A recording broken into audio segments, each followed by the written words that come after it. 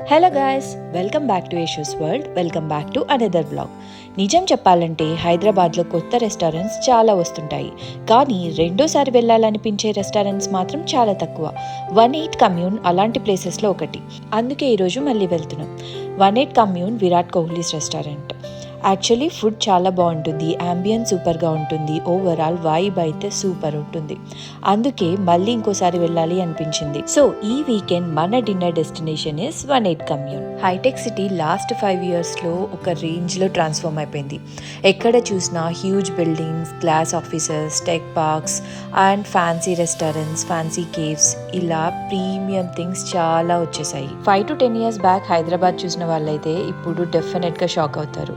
ఇంత డెవలప్మెంట్ ఎప్పుడు జరిగిందా అనిపిస్తుంది. Look at these premium luxury cars parked out side. ఇక్కడ లాఫ్ట్ పబ్ కూడా ఉంది, దట్ టు వీకెండ్. సో ఈ మాత్రం హడావిడి మామూలే. వ్యాలే పార్కింగ్కి చాలా వెయిటింగ్ ఉంది, సో అంతసేపు వెయిట్ చేయడం ఎందుకులే అని మేమే పార్క్ చేసేస్తున్నాం. ఫైనల్గా వచ్చేసాం. అవుట్ సైడ్ నుంచి ప్లేస్ చాలా ప్రీమియంగా కనిపిస్తుంది. లైటింగ్ చాలా బాగుంటుంది. ఎంట్రీ దగ్గర నుంచే వీకెండ్ వైబ్ కనిపిస్తుంది. క్రౌడ్ కూడా చాలా ఎక్కువే ఉంది. విరాట్ కోహ్లీ రెస్టారెంట్ కాబట్టి క్యూరియాసిటీ ఇంకాస్త ఎక్కువే ఉంటుంది. అండ్ క్రికెట్ ఫ్యాన్స్ అయితే ఇక్కడికి వచ్చాక ఫొటోస్ తీసుకోకుండా అస్సలు ఆగలేరు. ఆబ్వియస్లీ విరాట్ పేరు వింటేనే ఎక్స్పెక్టేషన్స్ ఆటోమేటిక్గా పెరిగిపోతాయి. ఏమంటారు? రెస్టారెంట్ అయితే చాలా స్పేషియస్గా ఉంటుంది, సీటింగ్ కంఫర్టబుల్గా ఉంటుంది, లైటింగ్ చాలా ఏస్థెటిక్గా ఉంటుంది.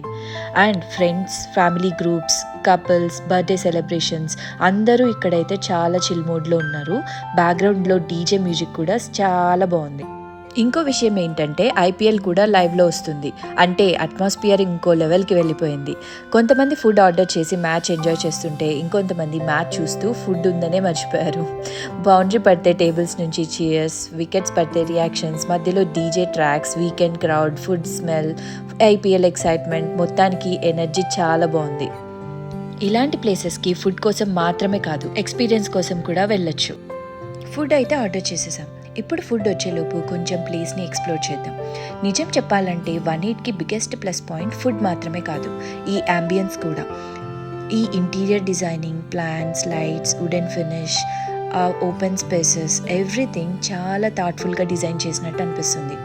కొన్ని రెస్టారెంట్స్కి టేబుల్ మీద కూర్చున్నాక తినేసి వెళ్ళిపోదాం అనిపిస్తుంది, కానీ ఇక్కడ మాత్రం ఇంకొంచెం సేపు ఉందామనిపిస్తుంది. అదే డిఫరెన్స్. సిటీ వ్యూ కూడా చాలా పర్ఫెక్ట్గా కనిపిస్తుంది ఇక్కడ నుండి. ఎస్పెషల్లీ ఈవినింగ్ టైంలో Hitec City side lights start అయ్యాక చాలా బాగుంటుంది అంబియన్స్. ఆఫీస్ వర్క్ కంప్లీట్ చేసుకుని ఇంటికి వెళ్తున్న వాళ్ళు, వీకెండ్ ప్లాన్స్ కోసం బయటికి వచ్చిన వాళ్ళు, రెస్టారెంట్స్, పబ్స్, ట్రాఫిక్, మొత్తం సిటీ అలైవ్గా ఉంటుంది. ఫుడ్ అయితే వచ్చేసింది.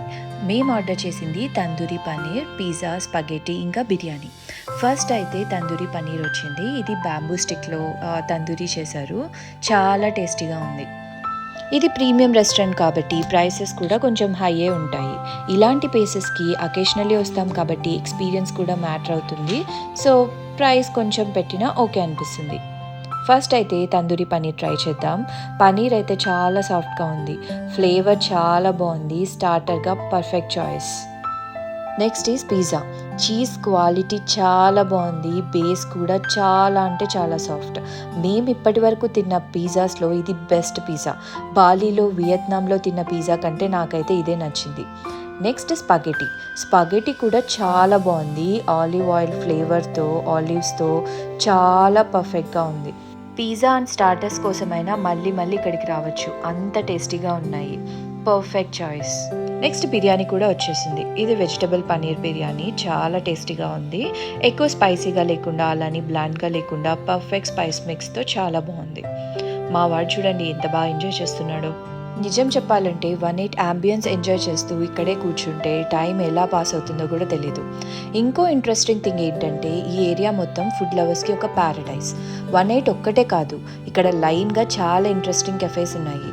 Of the shelf, library cafe, true black, ఇలా ఒక్కో కెఫే ఒక్కో వైబ్, ఒక్కో ప్లేస్కి ఒక్కో పర్సనాలిటీ ఉంది. కొన్ని ప్లేసెస్లో వర్క్ చేయడానికి పర్ఫెక్ట్, కొన్ని ఫ్రెండ్స్తో చిల్ అవ్వడానికి పర్ఫెక్ట్, కొన్ని కాఫీ లవర్స్ కోసం, కొన్ని అంబియన్స్ కోసం, ఇలా ఒక్కొక్కటి ఒక్కో లెవెల్లో ఉన్నాయి.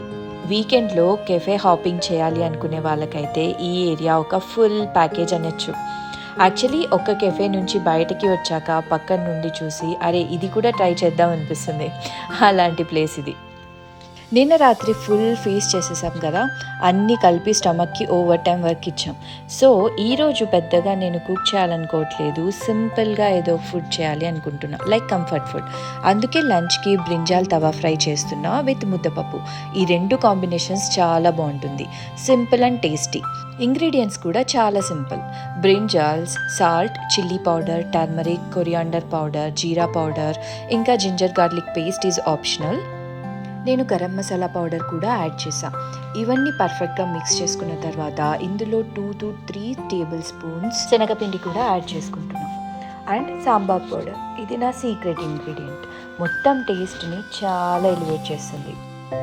సాల్ట్ మనకు కావాల్సినంత యాడ్ చేసుకోవాలి. ఇంకా కోకోనట్ పౌడర్ కూడా యాడ్ చేస్తున్నా ఫర్ దట్ ఎక్స్ట్రా క్రిస్పీనెస్. ఇంకా కాస్త ఇంగువ కూడా యాడ్ చేసుకుంటున్నాం. ఈ మొత్తంని బాగా మిక్స్ చేసుకోవాలి. బ్రింజల్ని అయితే ఇలా రౌండ్గా స్లైసెస్ చేసుకుంటున్నా. సో నేను ఇక్కడ 2 బ్రింజల్స్ వాడుతున్నా. ఒకటైతే సరిపోయేది, యాక్చువల్గా 2 చేసేసరికి మధ్యాహ్నంకి ఇంకా నైట్కి కూడా సరిపోయింది సేమ్ కర్రీ. ఇలా స్లైసెస్ చేసుకోవడం కూడా ఒక థెరపీగా అనిపిస్తుంది నాకైతే. కొన్నిసార్లు కంఫర్ట్ ఫుడ్ని స్లోగా కుక్ చేసుకోవడం కూడా మైండ్కి చాలా రిలాక్సింగ్గా అనిపిస్తుంది. ఇలా స్లైసెస్ చేసుకోవడం, మంచి ఫుడ్ చేసుకోవడం, స్లోగా ఏ హడావిడి లేకుండా అలా చేసుకుంటూ ఉంటే వీకెండ్స్ పర్ఫెక్ట్గా అనిపిస్తాయి నాకు.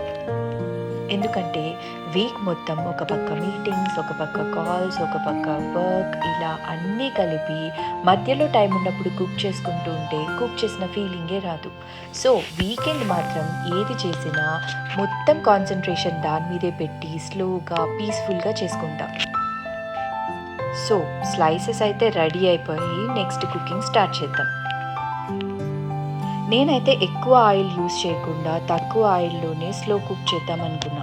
సో మన స్లైసెస్ని ఈ మిక్స్చర్లో ఇలా కోట్ చేసుకొని బ్రింజల్స్ ఫుల్గా కోట్ అయిన తర్వాత ఈ తవా మీద ప్లేస్ చేస్తే సరిపోతుంది. మొత్తం అన్ని స్లైసెస్కి ఈక్వల్గా కోట్ చేసుకొని దాన్ని ఫ్రై చేసుకోవడమే. చాలా సింపుల్ రెసిపీ.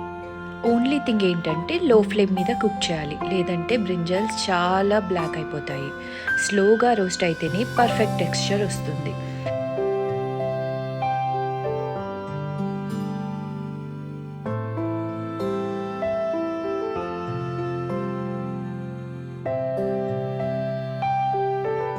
స్లైసెస్ని ఇలా నీట్గా అరేంజ్ చేసుకున్న తర్వాత పైన కూడా కాస్త ఆయిల్ స్ప్రే చేసుకోండి. సో ఈక్వల్గా ఫ్రై అవుతాయి. ఇప్పుడు కాసేపు మూత పెట్టి దీన్ని ఒక 5 minutes అలా మగ్గనివ్వాలి. ఇప్పుడు వచ్చే స్మెల్ అయితే కిచెన్ నుండి హాల్ వరకు ఒక అనౌన్స్మెంట్ ఇచ్చినట్టే. ఎవరైనా సరే వచ్చి ఏం చేస్తున్నారు, ఇంత మంచి వాసన వస్తుంది అని అడుగుతారు కంపల్సరీగా. అంత మంచి ఫ్లేవర్ అయితే వస్తుంది. సో ఇవి నేను ఇంకో సైడ్కి బాగా రోస్ట్ చేసుకోవడానికి తిప్పి ఇంకొక 2 minutes వదిలేస్తే మన వేడి వేడి బ్రింజాల్ తవా ఫ్రై అయితే రెడీ అయిపోతుంది. గార్నిష్కి నేను కొంచెం కొరియాండర్ లీవ్స్ ఇంకా కాజు కూడా యాడ్ చేశాను. ఎంత సాఫ్ట్గా ఉంటుంది అంటే అబ్బా, ఆ ముద్దపప్పుతో అన్నంతో దీన్ని కలుపుకొని నంచుకుంటుంటే చాలా టేస్టీగా అనిపిస్తుంది. వేడి వేడి అన్నంలో నెయ్యి వేసుకొని ముద్దపప్పు అండ్ ఈ brinjal tawa fry excellent combination. Outside slightly crispy, inside super soft. Exactly ఇలానే ఉంటుంది ఇది తింటుంటే. అదండి మా వీకెండ్ అయితే అలా గడిచింది. మీకు రెస్టారెంట్ పార్ట్ ఎక్కువ నచ్చిందా లేకపోతే హోమ్ ఫుడ్ పార్ట్ ఎక్కువ నచ్చిందో కమెంట్స్లో నాతో షేర్ చేసుకోండి. లైక్ చేయండి అండ్ ఛానల్కి తప్పకుండా సబ్స్క్రైబ్ చేసుకోండి. See you in the next vlog. Bye guys.